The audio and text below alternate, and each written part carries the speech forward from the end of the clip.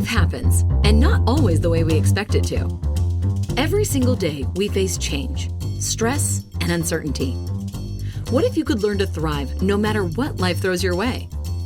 Resilience expert Adam Markel and his inspiring guests explore breakthrough strategies to fully embrace change and build the resilience required to become change-proof.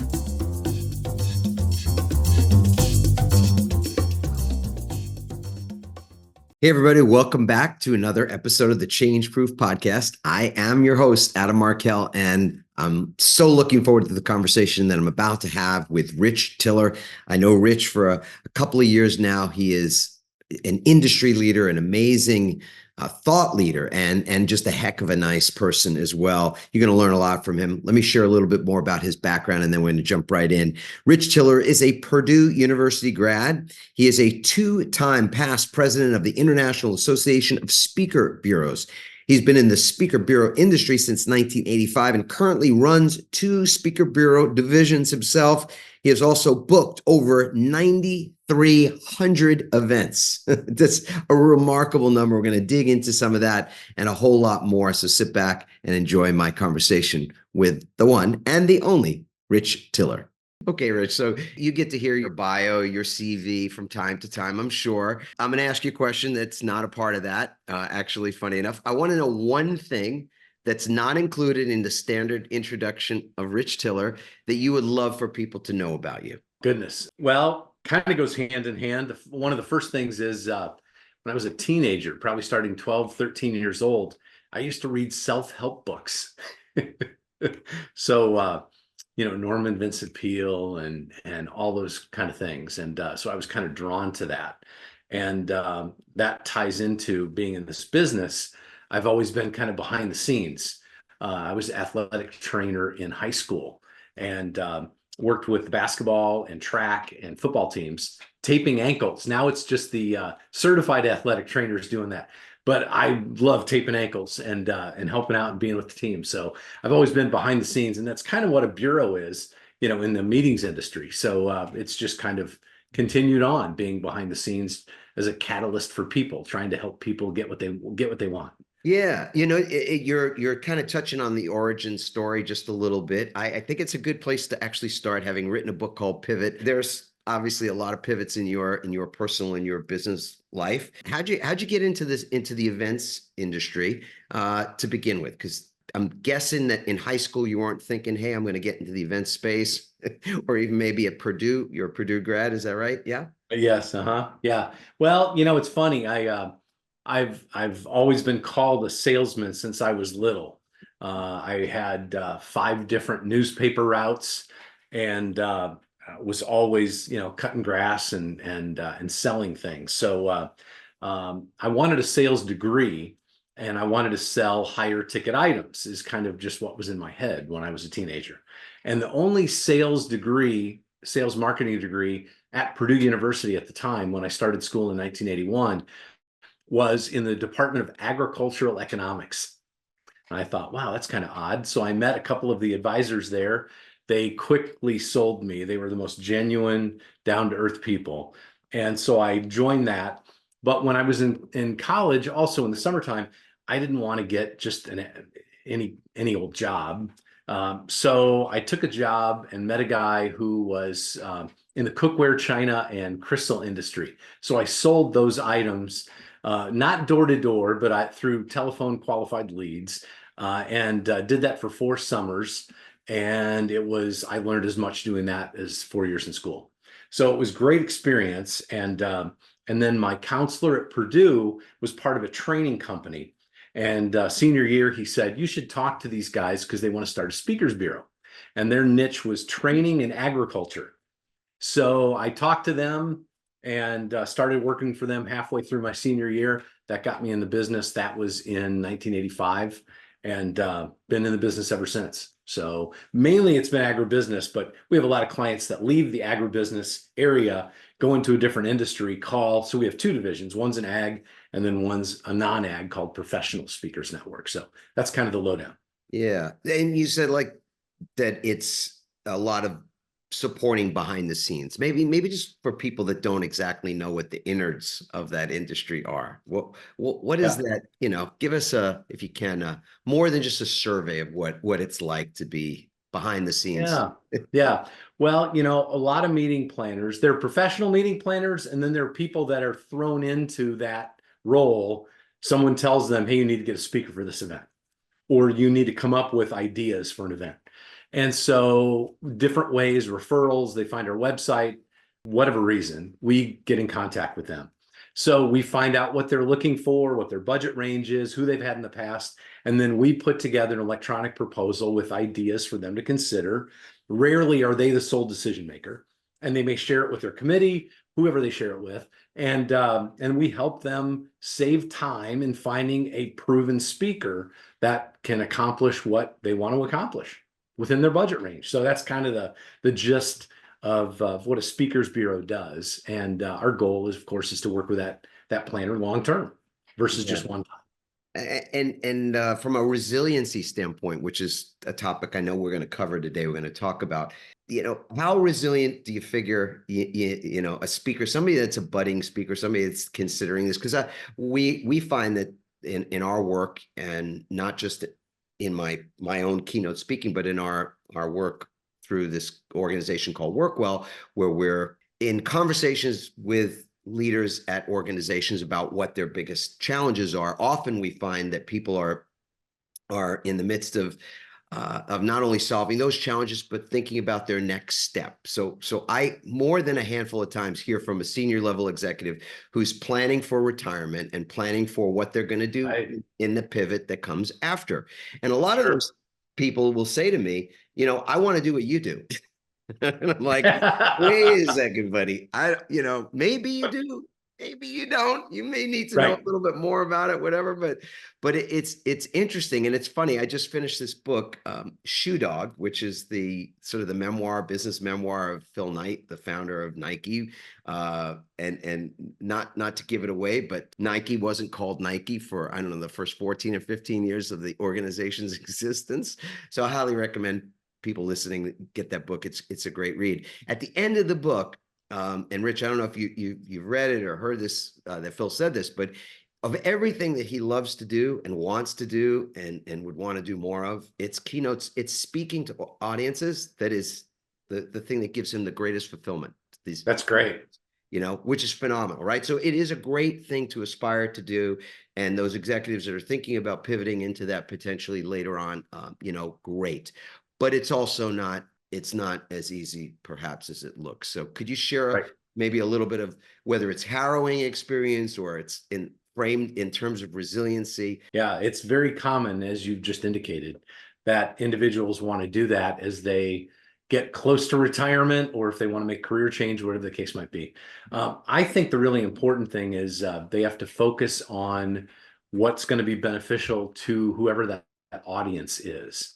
The error I think a lot of people make is they make it too much, the individual or speaker makes it too much about them. And the audience, unfortunately, doesn't really care about them. They care about ideas that are going to help themselves personally. So if it can be reframed to focus on what's going to really help that audience member. So, that's the first step, is make sure you have the right perspective. And then what's that information that's going to be valuable to them, and making sure that it's saleable, because this person might want to speak on a topic that has no demand whatsoever. So getting a speech coach, talking to different bureaus, looking and seeing who the most popular speakers are, what are their topics, how to be unique. I mean, if they get into leadership in general, I mean, there's a ton of competition. So look and then evaluate and look at the people, look at the speakers speaking in that area and what their credentials are, and find out, do your due diligence to find out who's doing it well, what their fees are. And then finally, having the right kind of speech coach, because the delivery is the most important thing. And having the right speech coach is going to be very important. So people will be engaged and be entertained through the delivery, because if it's a specialized form of show business. So that's what the speaking business is, I think. So unless you're delivering it in an entertaining manner, it isn't going to sell. So those are kind of the first things that come to my mind. And when you're looking you're evaluating a speaker, let's say, it's Right. somebody that you might think you could sell, represent, et cetera. Is there one quality of, I mean, there's a lot of them, and it's a blend of things. So I get that, but I'm also curious, just personally, if there's one thing that if every bell that rings in your head that goes, like the way you might be evaluating if you're a coach and you were looking at an athlete, and you say, well, this is the one quality that's most important in an athlete, or in this case, in a speaker. What's that quality for you, Rich? Yeah. I think it's the likability factor. It's that it factor that I don't think you can put it on.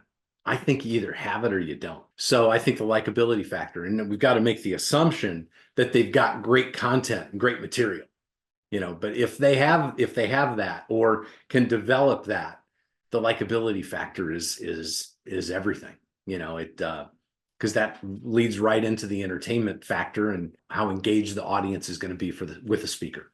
Yeah. Yeah. For me, I mean, does charisma, is that a word that rings similar Sure. to that, to what we're talking about? Yeah. I mean, in my, from my standpoint, engagement is everything. The content is vital, but the context is even more important, the container that gets set.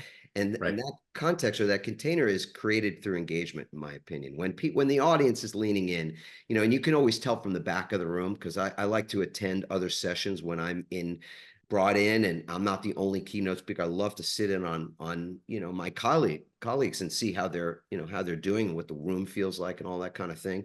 When people are on their phones in the back, especially in a big room, or they're getting up a lot, or they're fidgeting a lot, or obviously if they're talking to one another, and they're not in part of a process or something, it says a lot about what's lacking in terms of that engagement in the room. So Right. yeah, the Right. content's important, and it's got to be unique, as you said, and everything else. But I think what you've just said is I feel the same way. Engagement or charisma or that likability, that sort of maybe it's called the it factor in some other context, but Yeah. I think that's super important. When we worked together in January, it was so nice to see your room was not only full, but a lot of people in the back of the room and out the back door. I mean, I couldn't even get in. I was in the back of the room. And to your point, I mean, people were so engaged with you, and anybody watching this that knows you, they've probably seen you in action and they know that you're like that. But yeah, you've got that, and you've got the energy, and it makes me think of one other speaker that we've worked with many times over the years.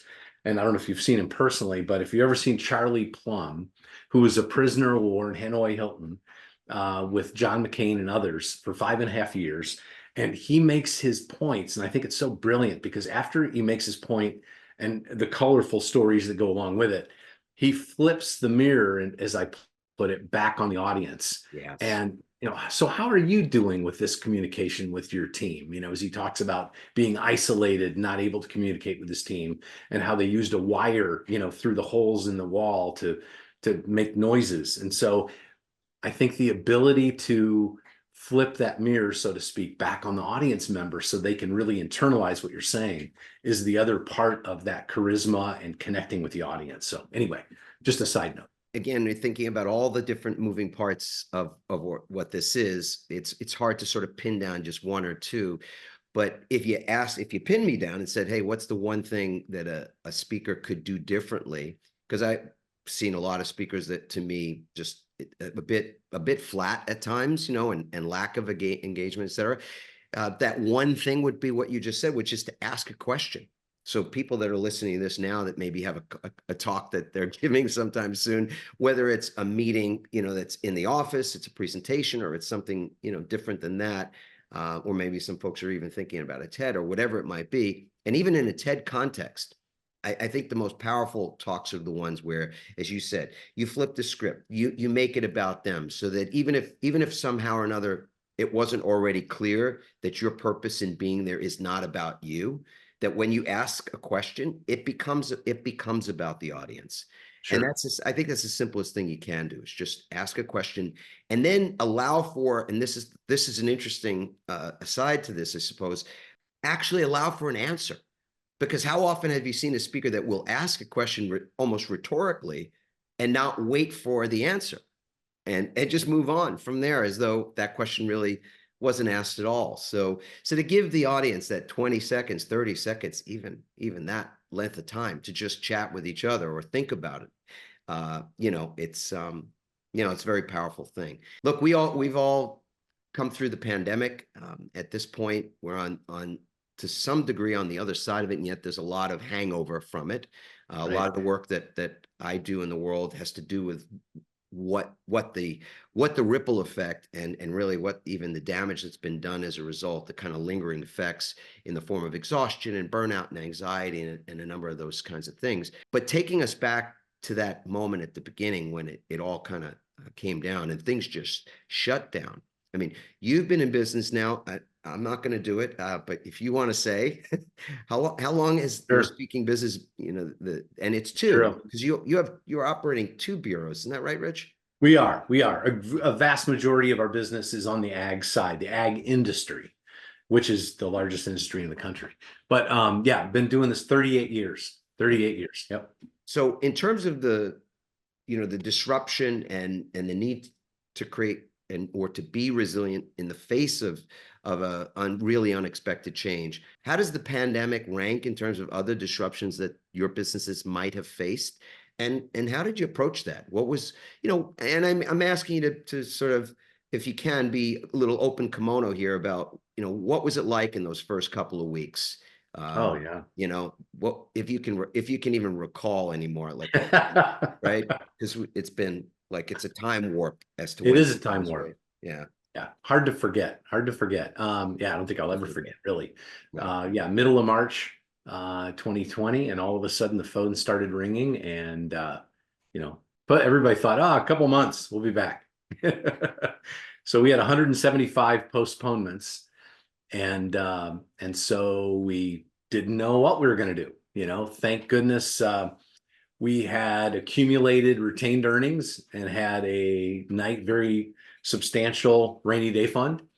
And so, it's just, we had an assistant named Kelly that we had worked with for years and years and years. And so she started working from home. And so we just did a lot of postponements, and we'll get back to this when we can. So we did a bunch of virtuals virtuals were, very low fees, sometimes 10% of a speaker fee before they came up, and still doing a few virtuals today. But did some virtuals and had to tap into the rainy day fund a little bit, but it still worked out fine. So I think watching overhead, was very important, and so we weathered that very well. So we've been very blessed to get through that. But I think it puts things in perspective. It's I believe it's very dangerous if you take the victim mentality. So never wanted to play the victim card and figure out, okay, what can we do? What can we learn from this? And just, made our way through it over time. So grateful that it's behind us, of course, but learned and gained wisdom through the process. Not an easy question I'm going to put to you, just to give you a pause to not so much brace yourself, but, is there one, learning that above everything else, comes through as a result of what it was like for you in a leadership role and also through, through your business that you say, hey, we really learned this, and this is the thing we're going to continue to apply in non-pandemic circumstances? Yeah, I think helping people deal with, the psychological side of it. I think it helped me to offer more grace, as we ask for grace. We all make mistakes, but to be more flexible. Given my age, I grew up and started in business when it was, 9 to 5, and you had to be there 9 to 5. Well, really, it's more, is the work getting done? It doesn't matter when it's getting done. Is it getting done? And if somebody wants to do it from 9 p.m. till midnight and then just be available to take care of things during business hours, that's great. But I think that's a mindset shift. And so we had to be flexible with Kelly, who was working remotely on our team. Just, it was more important that the work got done. So I think grace and flexibility, I think we learned the most through that. I wrote the word flexibility. You hadn't said that until just now, so it's, we're really dialed in here. Yeah, and you know what? It's somebody once said to me that occasionally you have to slow down in order to speed up. And I think this doesn't, the forced slowing down, I think has either in I think in a large majority of cases created a expanded capacity for businesses. And what's interesting now is as I study this stuff, and I know you do as well. A part of our work is on the research side, is to see how some organizations are trying to sort of pick up where they left off before the pandemic. It's almost like enough dust has settled, and they think, well, now it's time to just get back to the way we used to do it, Yeah. whether it's to demand that people be in the office, more than not, or maybe entirely so, et cetera. And obviously every case is different, every business is different and all that kind of thing. But it is kind of an interesting thing that that some of what it was that perhaps enabled organizations to thrive even in the midst of that, that they are that some of those lessons perhaps are being left by the roadside, or at least some folks are considering, trying to go back and do it that according to a paradigm that, as you say, you grew up with, that I grew up with. This was, 9 to 5, first in, last to leave, a lot of real kind of, hardcore grit, grind, workaholic type tendencies. And I'm not certain that paradigm is going to serve in the future the way it served perhaps in the past. Yeah, yeah. I've got a good friend with a major airline. Obviously, there aren't many airlines left, but don't want to name the airline. But yeah, they've publicly said people are back in the office, right? But I know that isn't the case. It's just not being enforced with a lot of companies. They'll verbally say that, but then they know that their people are still getting things done. I think if people have clear expectations, you know what your role is, and you know what's expected of you, it shouldn't matter if you're in the office if you can get the job done. Now, if you can't, that's a totally different situation. But I think that, I hope it evolves, continues to evolve, where people can have the flexibility and have more life balance and get the work done. And it doesn't matter, uh, if they're in the office 5 days a week. 3 days may be enough, 2 days may be. Every situation's different. So yeah, hopefully that'll keep evolving that way. Yeah, I mean, I think the work-life harmony component is a bigger deal than a lot of senior people perhaps may have thought, beforehand. And maybe it's going to be that folks that are listening to this are going to come back to their groups and say, hey, maybe grace and flexibility are kind of the value, are elements, values that we could add to the things that we want to be known for around here, because culture is so meaningful right now. I'm curious, get your thoughts on this too. I think a lot of people, when asked in our work, will say, so how did you get through the pandemic? Almost like the question I asked you. And they'll say, well, our culture was strong, and our culture helped to get us out of, through that situation. And I'll say, well, how's it going now? And it's a bit of a setup. I was a lawyer for a couple of dozen years, so I still lean into that energy sometimes, to the chagrin of others. But I'll say, so, how is that going? And they'll say, well, it's different now. Expand, tell me more about that. And they say, well, the culture that we had going into the pandemic that got us through the pandemic isn't actually the culture we feel exists now on the other side of this thing, Yeah. which is curious. I don't know, in your work, whether you get a sense of that, or how often it is that you're finding out, through that discovery process. I know that when we've worked with you, and I say we because it's not me, a member of this team, but I'm the wind up guy, that they send out. When we've worked with you and with your team, often we do these discovery sessions to find out what are the real challenges that precipitate the desire to not just have the event perhaps, but to have our content be featured in the event as something, that would be valuable to that audience. And so occasionally, or more than occasionally, we get to really learn what they're challenged by. So have you been seeing that people are kind of finding this conversation on where their culture is and what it what it's like to be a part of that organization? Is that coming up, in your discussions as well?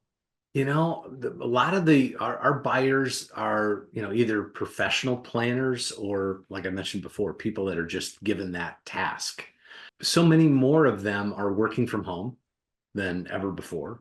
Right. Uh, and so, it's so common where they'll say, I'm only in the office once a week or a couple times a month. So yeah, that's been a huge change from what we've seen. But also a lot of the things that we do, with our small business, because bureaus are typically a small business, and with meeting planners is they can really do collaborating on Zoom if they need to get together with somebody or on the phone. And so I think it has changed the meetings business quite a bit, but that's just from my perspective. So yeah, I really can't take it deeper than that. Well, you know what? Let's maybe follow that lead. So, what is the State of the Union, if you could, like, if you were given that address to make to the because for a number of years you were a past president of the International Association of Speakers Bureaus. So, if you were given a State of the Union to the industry as a whole, how's the industry doing as compared to before the pandemic, or Yeah, we're back. I mean, 2019 was a record year for us, and I think for the industry, and we're back to that now. I mean, it's back full steam ahead. I think what we've seen as well is that speaker fees continue to inch up. And when I first got in this business, I remember booking Terry Bradshaw for about $6,500 was his fee. And now I don't want to publicly say what his fee is, but it's a heck of a lot more than that now. But it's amazing to see how the speaker fees have gone up. I've also, having been in this business that long, have seen economic crisis and crises and problems with the economy. And it happens about every 10 years. So that's how life goes. And so I think it's important that we are ready because, as one speaker friend of mine used to say, the garbage truck of life is either on its way or it just left you or it's, dumping on you now. So you have to be to your, niche area yourself. You got to be resilient and be ready because, life's a roller coaster. So, yeah, but the industry is good right now, but don't count on it staying that way all the time because right? it won't. So the rainy day fund, the contingency fund is could be termed as well. This is important in terms of your business. Are there other things that you do to prepare? We like to say you're preparing for resilience before you need it. I think that is often, to me, the key, that you're not, as you say, just taking it for granted that things will continue on any straight line. There's no straight lines in the universe anyway. It's so dynamic, changes, accelerating at a pace that we've never seen, and is only continuing. That velocity is only increasing. So let's assume that the cycles are gonna repeat, meaning things go up, things go down, things go sideways, all that good stuff. And I'm not asking you to prognosticate either. But what do you do other than, is there something else that you develop from a resilience standpoint, other than a rainy day or a contingency fund to weather, whatever the Yeah. economic stuff? Yeah, that's a good question. Yes, I mean, definitely. In 2015, 14 or 15, I joined and became part of a men's group at our church. And that community with that men's group has extended and still going on today. And that has been a very important thing because most guys isolate, which is not healthy for men. And so it's very smart to have a community of people. We have about 12 guys in this group, and at least two or three every week attend via Zoom. And we did that. We started the Zoom during COVID and met outside on patios and stuff like that. And it was just a great social gathering that was just catching up and just being encouraging to people going through all kinds of things that everybody's going through that nobody talks about. So that community has been very, very helpful. In fact, I've had, if you want, Adam, I'll bring you in. We've interviewed Charlie. We had Charlie Plum with our men's group one time, and I interviewed him via Zoom for the guys on site. And it's just it's an amazing group of guys that are business owners, that are one's a nurse, corporate executives, really, really interesting group of people with different experiences. So we just kind of it's a great way for guys just to interact and support each other. The other thing is That's a big yes. Let me just squeeze that in there. I'd love that. great, good, An good. honor to show up for that. Yeah. This group. Yeah. We'll do that. We'll do that because again, with no exceptions, and if people are honest, most people are going through some very big things in their life. And if they don't have a community or have people they can trust that they can talk with to whatever extent they're comfortable talking, is so beneficial. And I think COVID really helped bring that point home.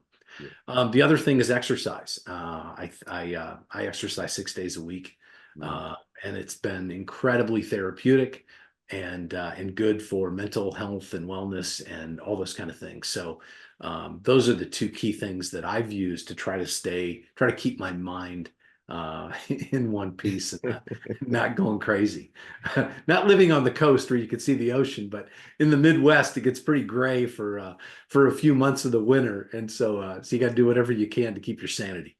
Yeah. Yeah. Well, I've seen you, face to face, and I know how fit you are. And more than that, your energy it's a fit energy, which to me is attitude. It's just perspective. It's being able to see above the clouds kind of thing. But I'm going to ask you a related question. Then we're going to wrap things up here. But, when it comes to the contingencies of life, these unexpected twists and turns, I think it's the case that sometimes people will have an event, put on an event, and they put it together and they find their speakers and all that kind of thing. And then they find out that there's a lot of things that can go sideways. Everything from getting on a plane and then the plane doesn't make it to its destination on time. And, I'd love to get a sense of why work with a speaker bureau. I mean, are there any myths here that we could just take a minute to debunk? And I say that only because as a public speaker, and having worked with you, but also having worked with other bureaus, you're more than just a valuable partner in our work. And so I value the relationship, but I also know it's incredibly valuable to the folks on the other side that are putting these events on. So maybe you can speak to a little bit of that. Sure. We'll say the benefit to the speaker first, because the more agents or speakers bureaus that you work with, or any of your viewers, if they're going to become a speaker, it's kind of like having a free sales rep there's no overhead involved other than when they actually find you business. Now, there are few agencies that may charge retainers, but find out all about that up front. We don't charge retainers to any of the people we work with. We only get paid when we book the speaker. So that's a benefit to the speaker. But to the meeting planner, I look at it this way. We help them save a lot of time, because when we find out what they're looking for, we can, in their budget range, who they've had in the past, we can come back with a refined list of, hey, here are 5 people you really need to check out, or 3 people, whatever they want. And so we save them time with options. And then we're an insurance policy. I can't tell you, we've done 9,300 events since 1985. And I've had a situation where one speaker passed away suddenly with 18 dates that we had on the books. We had one speaker that got sick on the plane and was kicked off a plane. He calls me reclined in his seat in his car in the parking lot. Rich, I can't do the date tomorrow. And he was going to do a date in Iowa. And I said, okay. So I never call a client with bad news unless I have an option. So we have speakers all over the country. I called a guy who lived in northern Iowa, and I found out if he was available to go speak the next morning. And I had other options as well. He said yes. I called the meeting planner. This speaker that you booked cannot make it. They're sick, violently ill, kicked off the plane. But here's an option. Let me send you the information. If you want him, let me know. We can get him for you, and he'll be there the next day. And he was even more expensive, and it wasn't any extra cost to the client. And that they said, great, he'll do a great job. The meeting planner called the next day and said, the guy got a standing ovation. I don't know how the other speaker could have done a better job. We had a situation happen just 3 weeks ago where a speaker got COVID and called me 24 hours in advance and said, I can't travel. They won't let me travel. And we found another speaker on a complimentary topic in Miami who was available 4 hours later to get on a plane, fly to Phoenix, did the date, huge success.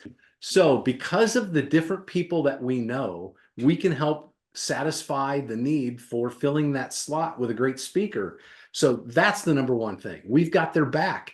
Now, is it common that that happens? No, it's not common. But if it does, it's important to you if you're the planner. So yeah, I think that's what we bring is saving them time, and we've got their back. I mean, what does it say on my t-shirt today, Rich? Got your back. Perfect. For those of you that are watching this on YouTube, that was obvious, but everybody else, yeah, Right. it's one of those things that I think you can't underestimate, or I guess you can underestimate, you can't overestimate the value of having that backup plan, and knowing that you have a network that honestly, in a pinch, and the pinch happens more than you would care to believe. I got to tell you, we've changed our way of doing business as a result of doing business with you all, because we never used to book. I would always go in at least a day ahead of time to any of our engagements, etc. But now we actually book 2 plane tickets. And so for colleagues of mine or meeting planners and the like that may be listening to this right now, it's a great requirement to add that, because it's no additional cost. It's a little additional logistics and whatnot, but we'll book the 2 flights, and then and one of them obviously, or both of them, be refundable, and we'll pick the one that's going to go out. And sometimes you get enough notice ahead of time that it's not even sort of a nail-biting thing at the end.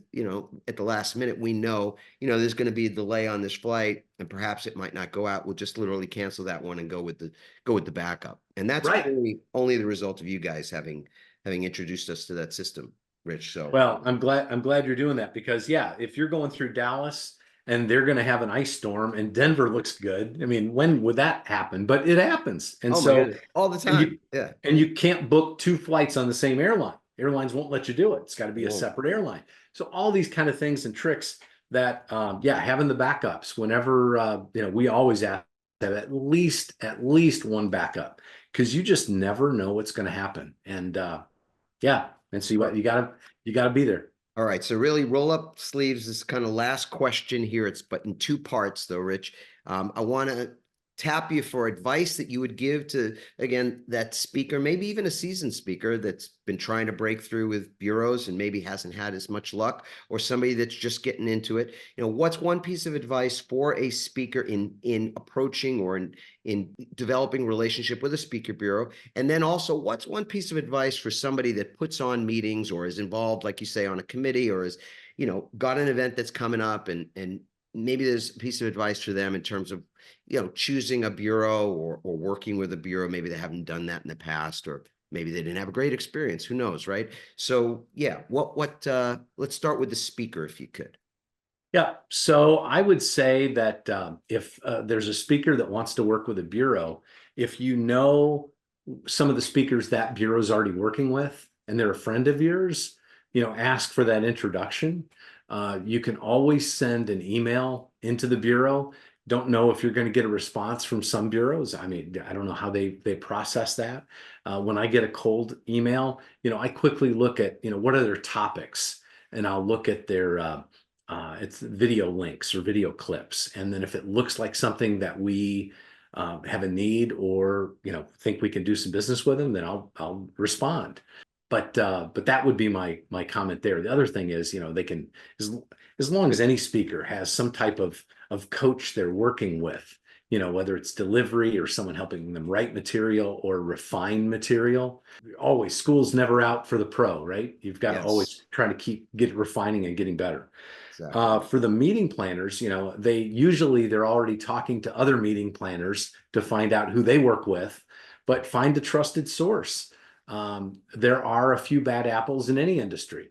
And so if you've had a bad experience with a bureau, talk to your peers and find out who they've worked with that they can trust. And so I think that's the bottom line, is who they feel comfortable with, and that gives them good people they can trust. Because in any marketing, somebody can oversell their ability. And again, That that's never happens, Rich. What are you talking about?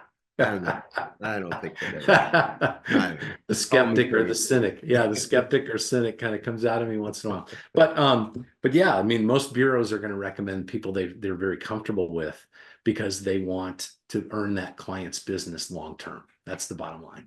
Yeah. So they don't want to do anything to jeopardize that. So those are the two things I would recommend. I love it. Rich, I so appreciate the work that you do in the world. I appreciate the relationship and that you took some time out of your day to hop on the show and for us to chat about these things. I don't know where the time goes. When you said 9,300 events, it literally, like, I don't know, just to hear that out loud was that's a milestone. I mean, it's going to be, you know what? It's going to be cool. I don't know if you got it planned or not, but it won't be long before you're at 10,000 because I know how many, like, I think when we were together in January, you had like 200 engagements or something, like 200 or 300 engagements on the books for the first quarter. It was something like that. So 10,000 is literally just around the corner for you guys. Are you planning a celebration? Am I inspiring you to create We something? haven't, yeah, we haven't yet. We haven't yet. But we had 110 events in January, February, just to clarify, that number. But in a year we'll do 350, 375, something like that.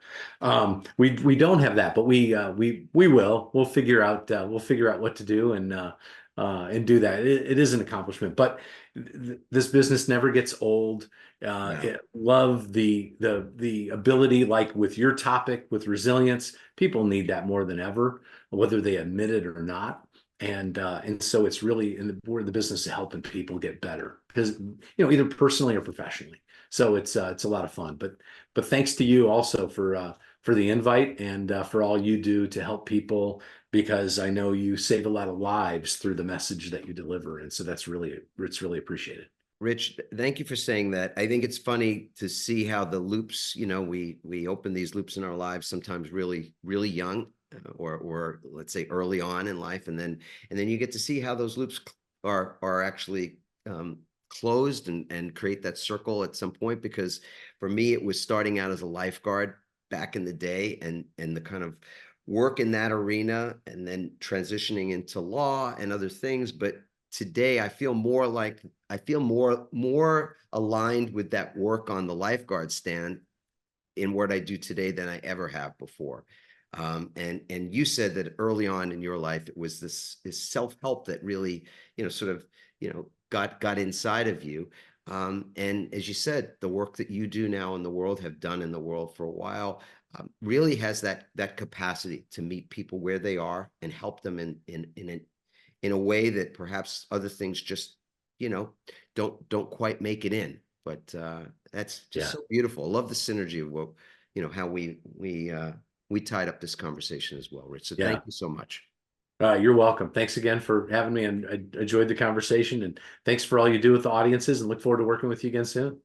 For our community, you know the drill. If you want to be able to consume more, find out more about, in fact, what Rich does and his bureaus, and connect even there with him, with Rich and his team, just go to the show notes. All those links are in there.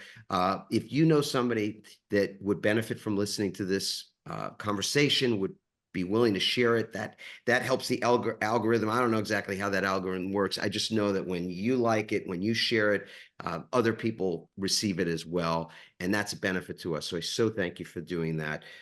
There'll be a little bit of a recap in just a moment here from me, where I'll give you some additional assets and resources for yourselves as well. But for now, anyway, I want to say ciao. Thank you so much. And Rich, once again, what a pleasure, my friend. Yeah. Thanks, Adam. Good to see you. Thanks.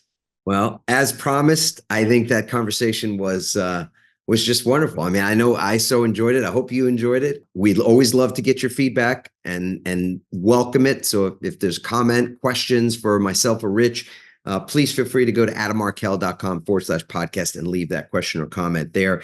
I just love the fact that I got to speak with and share this conversation with all of you.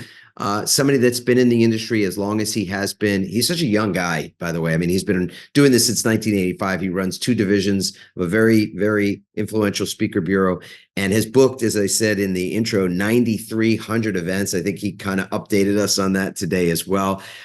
So there's no stopping the train. It is full on. I'm moving down the track. But Rich is a remarkable leader. He, I think, leads with a certain ease and grace. I know that a lot of leaders, sometimes, especially younger leaders, think that they have to be hard, they have to be cold, they have to be, they can't show emotion or they can't be soft in any way. And I think what I get really valuable experience from being around Rich, having worked alongside him, having been booked by his speaker bureau many times, is the way he leads with this calm and this equanimity, this grace, actually, which is it's very calming to the people around him. I know that I am confident in his presence because his energy isn't triggering me to feel anxious or to feel uncertain or any of those things. It's these work is tough enough. Business is a challenge on any good day. But to be working with people that have that quiet confidence, that equanimity, that in other contexts, even it's almost like that Superman mild manneredness, which is just, again, a pleasure to be around, and it's something of a great example for all of us in how we lead others and even how we lead ourselves. So again, I so enjoyed my conversation with Rich. I hope you did as well. Learned a lot about the state of the union when it comes to what's going on in the speaking industry today. And that industry is a reflection of so many other industries, so many other corporate industries, as well as even what's going on in our world around. So again, thank you so much for being a part of the community. Thank you for sharing this episode with anybody that you think would really benefit or learn something from it. And we appreciate that, as well as the fact that, as always, we thank you for providing a rating, a 5-star rating, if that makes sense for you, or whatever rating does make sense. That feedback is like oxygen for us. It's super valuable, and we appreciate you taking the time to provide it. So for now, anyway, I'll just say ciao for now, and thank you again. Thanks for listening. We hope you now have even more tools and greater insights to build resilience and become change-proof. Remember to leave a review on Apple Podcasts, and you may be featured in an upcoming episode. For more resilience tips and strategies, including support for building change-proof teams, visit adammarkel.com. To get your own free resilience assessment, go to rankmyresilience.com.